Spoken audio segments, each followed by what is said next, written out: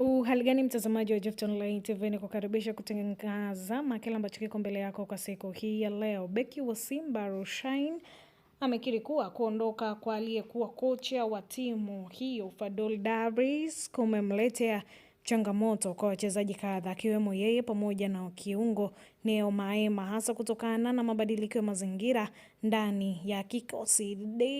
Rushaine amesema kuwa hali hiyo haikuwa rahisi kwao, kwani walikuwa bado wageni ndani ya timu, huku kocha aliyewaleta na kuwajengea imani akaondoka mapema. Amesema kuwa mabadiliko hayo yalihitaji uvumilivu na kujifunza upya namna ya kuendana na hali mpya. Kuhusu changamoto hizo, Rushaine amesema soka lina mambo mengi yasiyotabirika, hivyo mchezaji hana budi kukubali mabadiliko na kuendelea kufanya kazi kwa bidii bila kukata tamaa. Ameongeza kuwa umuhimu wa kuheshimu maamuzi ya klabu na kuendelea kupambana uwanjani. Mambo ya kubadilika ghafla, lakini huo ndio uhalisia wa soka. Tunapaswa kuendelea kufanya kazi kwa heshima, kujituma na kuonyesha ubora wetu kila tunapopata nafasi. Amesema hayo Rushaine.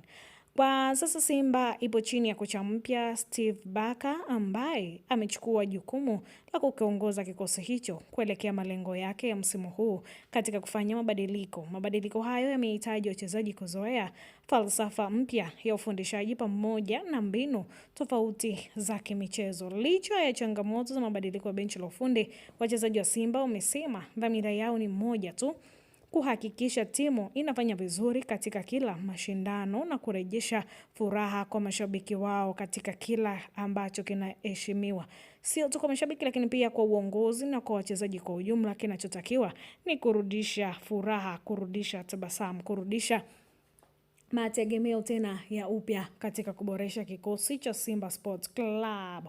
Amesema kuwa mshikamano ndani ya kikosi ni jambo muhimu kwa sasa, akiamini kuwa kwa kufanya kazi pamoja Simba itaweza kupitia kipindi hiki cha mpito na kurejea kwenye kiwango bora kinachotarajiwa na mashabiki wake pamoja na uongozi mzima wa Simba. Hii ni Gift Online TV, endelea kusubscribe, kushare, kulike pamoja na kucomment ili uzidi kupata taarifa zetu punde tu zinapokuwa katika mitandao mbali mbali. Hii ni Gift Online TV.